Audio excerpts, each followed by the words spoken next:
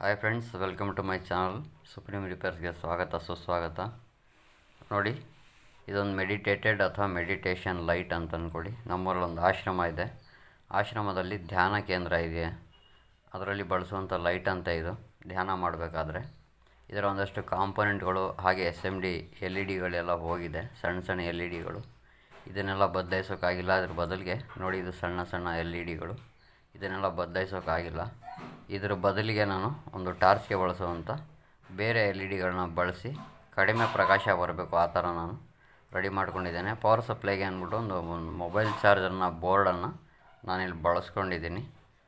Video ಇಷ್ಟ ಆಗಿದರೆ ದಯವಿಟ್ಟು ಎಲ್ಲರೂ ಲೈಕ್ ಮಾಡಿ, ಶೇರ್ ಮಾಡಿ, ಕಮೆಂಟ್ ಮಾಡಿ. ನಿಮ್ಮ ಅಭಿಪ್ರಾಯ ಅನಿಸಿಕೆಗಳನ್ನು ಖಂಡಿತ ತಿಳಿಸಿ. ಕೆಟ್ಟಿದರೆ ನೀವು ಈ ಥರ ರೆಡಿ ಮಾಡ್ಕೋಬೋದು. ನೋಡಿ, ಈ ಥರ ಒಂದು ಬಲ್ಬ್ಗಳು, ಬೇರೆ ಒಂದು ಬಲ್ಬ್ಗಳನ್ನು ನಾನು ಸೇರಿಸಿ ಹಳೆಯ ಮೊಬೈಲ್ ಚಾರ್ಜರ್ನ ಯೂಸ್ ಮಾಡಿಕೊಂಡು ಇದೊಂದು ಐ ಪಾಯಿಂಟ್ ಅಂತ ಅಲ್ಲಿ ಸೆಂಟ್ರಲ್ ಒಂದು ಬಲ್ಬ್ ಬರುತ್ತೆ. ಇದನ್ನು ನಾನು ರೆಡಿ ಮಾಡ್ಕೊಂಡಿದ್ದೇನೆ. ನೋಡಿ, ವಿಡಿಯೋ ಹೇಗಿದೆ ತಿಳಿಸಿ.